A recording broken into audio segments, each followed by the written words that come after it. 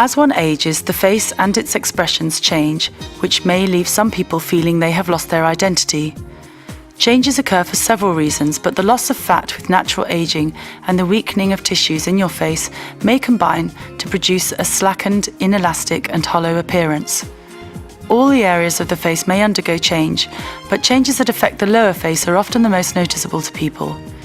Changes may include the appearance of deep lines around the mouth and cheeks, and loose or saggy skin around the cheeks, jaw and neck. These changes may be reversed by a lower facelift to produce a more youthful, firmer face. There are a variety of different facelift procedures available, each designed to treat a different area of the face. A MACS lift, which stands for Minimal Access Cranial Suspension, is a facelift technique popularized by Patrick Tonard. Like all facelifts, it will rejuvenate the lower areas of the face by elevating and tightening the tissues in the region. It can be combined with a brow lift, neck liposuction, or eyelid surgery. A MACS facelift takes about 2 to 3 hours depending on the technique used and additional procedures. It's usually performed under a general anaesthetic, but can be performed under local anaesthetic and sedation. The area will be cleansed and the surgeon may part your hair. The incision will then be made.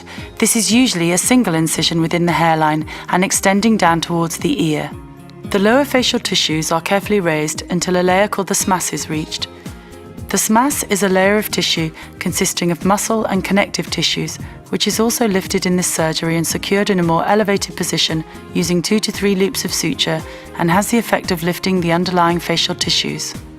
The skin is replaced and the excess trimmed.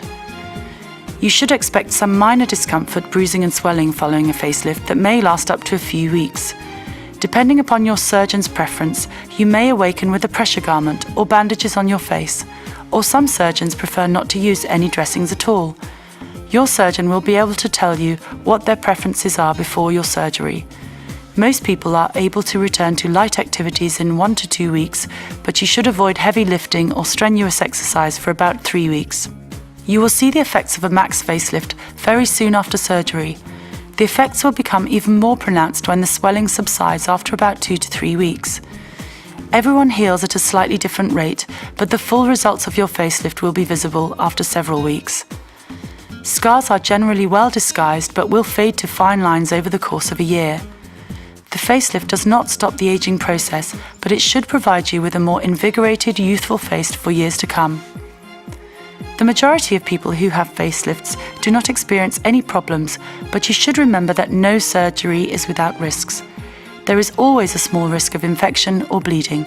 More rarely, there can be nerve damage, which may be temporary or permanent. There is a possibility of under- or overcorrection, which may require further surgery to rectify.